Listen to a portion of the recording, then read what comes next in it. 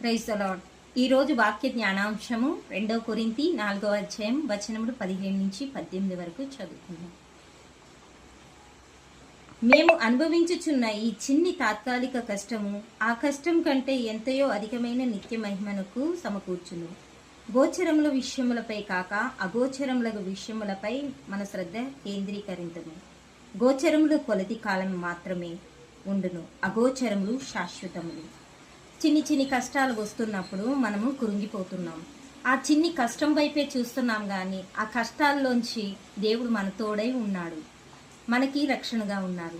ఆ చిన్ని కష్టాల వైపు చూసి మనలో విశ్వాసాన్ని కోల్పోతున్నాం. అప్పుడు అబ్రహాము సంతానాన్ని ఇచ్చి ఉన్నారు, అబ్రహాము కుమారుని ఇచ్చి ఉన్నారు. ఆ కుమారుని బలిగా అర్పించమన్నప్పుడు నాకు దేవుడు సమకూర్చువాడని చెప్పేసి ఆ బలికి తీసుకొని వెళ్తున్నాడు అబ్రహాము. అక్కడి నుంచి దేవుడు అక్కడ ఒక గొర్రె పిల్లని, అబ్రహాం విశ్వాసాన్ని పరీక్ష జరుగుతున్నప్పుడు ఆ విశ్వాసాన్ని బట్టి అక్కడ కుమారుడు బలిగా అర్పించుతున్నప్పుడు అబ్రహాముని దేవుడు అన్నాడు, అబ్రహాం ఆ బిడ్డను నువ్వు ఎటువంటి ఇది కూడా వధించవద్దు, నీకు నేను గొర్రె పిల్లని తీసుకొచ్చి అక్కడ బలి ఇవ్వమన్నప్పుడు అక్కడ గొప్ప విశ్వాసాన్ని చూసి ఉన్నారు. అలాంటి విశ్వాసం మనలోని ఉండాలి. అదేవిధంగా ఈ లోక సంపదల వైపే మనం చూస్తున్నాం, కానీ అది ఎప్పటికీ శాశ్వతం కాదు, అది గోచరంగా ఉంటుంది.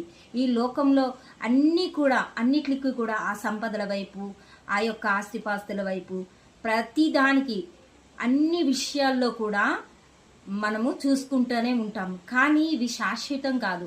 అలెగ్జాండర్ చక్రవర్తి అన్నిటినీ సంపాదించాడు, ఆత్మను కోల్పోయాడు. కోల్పోయినప్పుడు ఆ 2 చేతులు బయట పెట్టమని చెప్పి ఉన్నాడు.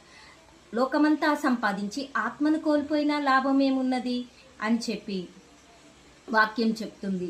అదేవిధంగా అలెగ్జాండర్ చక్రవర్తి 2 చేతులు బయట పెట్టినప్పుడు నేను వట్టి చేతులతోనే వచ్చాను, వట్టి చేతులతోనే వెళ్ళిపోతున్నాను, ఈ లోకంలో ఏది కూడా శాశ్వతం కాదు పరలోకమే మనకి శాశ్వత లోకం, అది ఇరుకైన మార్గము, ఆ మార్గం గుండా మనము ప్రయాణిద్దాం. ఈ చిన్ని వాక్యం దేవుడు దీవించునుగాక. ఆమేన్.